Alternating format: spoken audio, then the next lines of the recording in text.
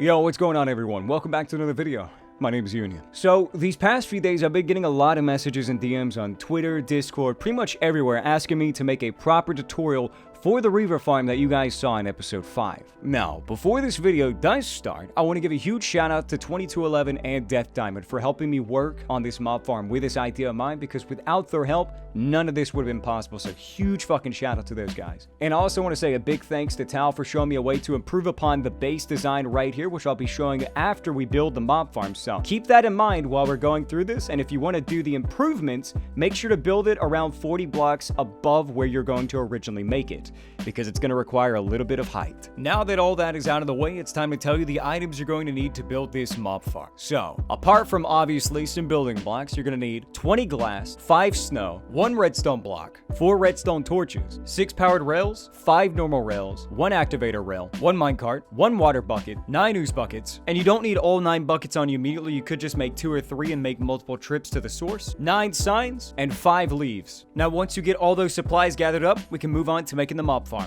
The first thing we need to do is build up 5 blocks to begin our water chute. Once you're 5 blocks above the ground, you're going to want to place down a block of redstone, and then you're going to want to put 2 stone bits around this redstone block. Now, behind the redstone, you want to put 1, 2, 3 to make a pillar. Once that pillar's in place, on the left and the right side, we are going to put in 8 blocks. So 1, 2, 3, 4, 5, 6, 7, 8, and the same on the left. Once those 8 blocks are in place, you're going to fill this up with 2 blocks and then another pillar. Now, on the inside of the pillars, we're going to fill it up with 5 snow blocks. After that's placed down, you want to take your building materials and encase the entire thing with a layer on the outside, just like this, wrapping all the way around except for the front. You want to leave this part open. This next bit is going to be the only hard part throughout the entire mob farm. We have to build a temporary trap for the Wendigo to spawn in, that way we can get the blue flames for the mob farm to actually work. We want to come to this back pillar and build exactly 2 blocks up and then a 3x3 circle to keep the Wendigo trapped from walking too far out. Next up, you want to add your signs in the middle to prevent the ooze from leaking down to the bottom. Make sure that all signs are in place before you put in the ooze, just to prevent it from leaking down. Now, before you put any ooze in the farm, put 1 block in the middle so you can actually get an ooze block in the center without losing any buckets by accident. And now we're going to take our buckets and fill it up completely all around. And then we're going to break this block and fill that in with ooze. Now, at this point, you want to wait for the Wendigo to spawn. This could take a random amount of time because it is a very low chance to actually spawn the Wendigo, so please be patient. Hey, there we go. We got our Wendigo. And it actually spawned as a special version, so you may need to watch out for that. That could be a problem. Now, if you want, whenever this is happening, you can stand behind this pillar and kill all the Erixes that try to escape. Now, this one's actually pulling me in, so like I said, be very careful about special versions. Usually, they don't spawn as special, but this is a possibility. Now, after you kill all the Erixes, you want to take a bucket and remove all of the ooze inside of the farm. At this point, we need to wait for the Wendigo to walk on top of the snow and place down at least 1 blue flame. Once you see there are blue flames in the farm, make sure they're on top of snow and then go ahead and kill the Wendigo. Once the Wendigo's dead, break the signs and get some blocks and place them above the blue flame to prevent Reavers from continuously spawning while you're building. Once you've got the flames blocked off on the top, we can go ahead and break the temporary trap that we made for the Wendigo. Now that all that's done, you want to take your leaves and place them in the areas where the flames have not spread on the snow already. At this point, whenever all 5 fires have spread, go ahead and break the leaves that you placed beforehand. For the next part, we're going to grab all of our rails and redstone torches and start off with the activator rail on top of the redstone block. Then you're going to put rails on the sides. Then we're going to put 2 powered rails on the left and the right close to the redstone block with the activator rail. After the powered rails are in place, we're going to put another 1, 2, 3, 4 rails and then 1 more powered rail and then loop around. After you get those placed down, go ahead and get your redstone torches and power the rails. And just like that, all the rails should be ready to go. Next up, you want to grab your 20 glass, and before you place down any of it, leave 1 block open above a powered rail so you can start the farm by pushing the minecart after we get all this done. So take your glass and put it above each individual rail while keeping in mind to keep 1 open just to start the farm. You want to go all the way around just like this, and right there, we'll leave that one open. Now that all the glass is in place, you want to take your building blocks and place them on top of each individual piece of glass. Keep in mind to keep this 1 slot open so you can still start the farm later. Alright, now we're going to move down to the bottom and start working on the water chute. For the bottom, we're going to start off by placing 3 blocks, and then on the left and the right, we're going to build up exactly 9. So 1, 2, 3, 4, 5, 6, 7, 8, 9. And you want to do the same thing over here. Once you get the 2 pillars done, you want to come down to the bottom and place down exactly 1 block in front of where the mobs are going to get stuck, and then take a half slab and put it on the bottom of that. After you get that on top of this block, you're going to build up another 7 just to meet the other 2 pillars at the top. Once you're up here, go ahead and place 1 block behind the water chute. Then take your water bucket and place it exactly right here, 1 block above the glass. Then you can go ahead and block that off. Once we're at the top again, you want to take a minecart and go ahead and put it inside and give it a little push,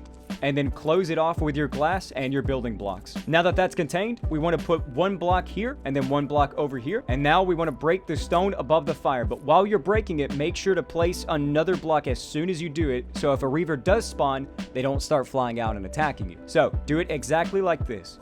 Break the block, place the block, and then do that for all 5 individual flames. After you filled in those blocks, the mob farm is now completed. Now if we wait a few seconds, you should see the farm work in action. Now if we come over here to the front, you can see the reavers are stacking up, and you can feel free to go ahead and start grinding. Now this next section will be for the people who are waiting to see Tal's improvements onto the farm that built at least 40 blocks into the air. So let's go ahead and get to that. So right here is the same exact farm that we built in the previous clips, except I built it 33 blocks hovering into the air. Now, if you need any help with which block should be the highest into the air, I would say the redstone block itself would be the 33rd block into the sky. So we can use that as our counting base. Before we start doing any work with Tal's improvements onto the farm, we need to go ahead and remove the minecart and the water. So break open the farm, break the minecart, and then keep that open for now. And then come up to the top, remove the stone or whatever you used to build it, and remove the water inside.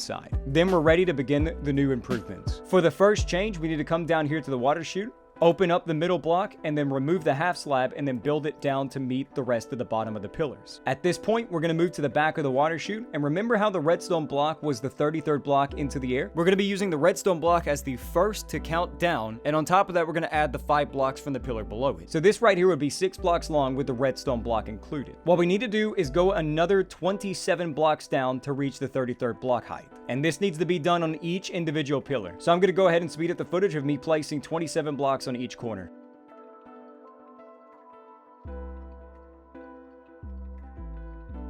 All the way from the redstone block down to here should be 33 blocks in length. At this point, we're going to go ahead and start working on where all the reavers will be filtered into, and we have to make it a little bit more open than a 1x1, otherwise they'll all die to mob cramping. So to begin working on the container for the bottom, we're going to line ourselves up with the left of the mob farm, and then we're going to look down and build exactly 1, 2, 3, 4 blocks at the bottom. And then above us, where the water chute ends, we're going to add a block here, and a block right here, and not on the back. We're going to keep that open. Now we're going to add 2 blocks here and 2 blocks here. I'm going to fly up right quick to show you exactly what I did, just in case you can't see from the bottom. At this point, we're going to add 2 blocks all around each individual side so we can get this closed off where the reavers can't escape. Then we're going to take a sign and put it exactly right here where the water chute ends so the water doesn't flow into this area. And then for the final part of this container, we're going to add some half slabs around the bottom of each one of these 2 blocks. And there. This should keep the mobs from attacking you and escaping, and they won't die from mob cramping. And now that this part of the farm is done, we need to add one more thing to allow the reavers to actually start spawning. We need to build a little platform that allows us to get in range of the 32 block radius of the flames for them to continuously spawn reavers and then pull them down. And to do that, we need to build the platform exactly 4 blocks higher than where we're standing right now. So what I would recommend doing is just building a little staircase that goes exactly 4 blocks up, just like this. And then once you meet the height, which is right here, I've already had it predefined right here, you can stand here and AFK, and the reavers will eventually spawn over time and fall all the way down. After that's done, we're going to come back up to the mob farm. We're going to place the water bucket inside and close that off. And then we're going to put the minecart back in, give it a little push, and then put the glass and your building blocks back over it. At this point, the farm should be working now, so all you have to do is walk up to your 4 block platform wherever you've built it. Now, if you're wondering why this farm is better than the shorter one, it is because the blue fires cap at 5 spawns over time. So basically, a bunch of reavers will continuously spawn, keep getting pulled down, and the blue fires won't register these as being near enough. So I'm going to AFK a few seconds and wait until a bunch of these spawn, and I'll show you exactly how strong this could be. After about a minute of waiting, I could probably assume that this is more than 5. So I'm going to come down here and swing at all of them with a greatsword and show you exactly how much experience this can give you. And as you can tell, it's pretty good. It's pretty good. So it's a lot better than the shorter version. Now that we got all that out of the way, I'd like to answer the one obvious question that I know people are going to ask me, is why can't we just expand the farm with more blue flames? The problem with blue flames is that they check in a 32 block range all around it to see if there are exactly 5 reavers near it. And if there are, it will not spawn anymore until those current ones are killed. The longer version design of this farm does get them further enough away from the fires to allow them to continuously spawn, but if you were to build the smaller version, that's why it caps at 5 in waves. So even if we were to build it longer, it wouldn't do anything. With all that out of the way though, I would love to see if you guys would have any improvements onto this design, or even ways to convert it to other farms, maybe like mushroom farms with achetics, or maybe lava farms, ooze farms. There are endless possibilities with this easy to make design. As usual, huge thanks to 2211 and Death Diamond for helping me work on the original farm, and Tal for his improvements onto the farm itself. But yeah, thank you guys for checking out the video. Episode 6 is coming eventually. I've been sick for the past few days, so it may take a little bit longer, but I appreciate all of you for checking out the videos. See you guys soon.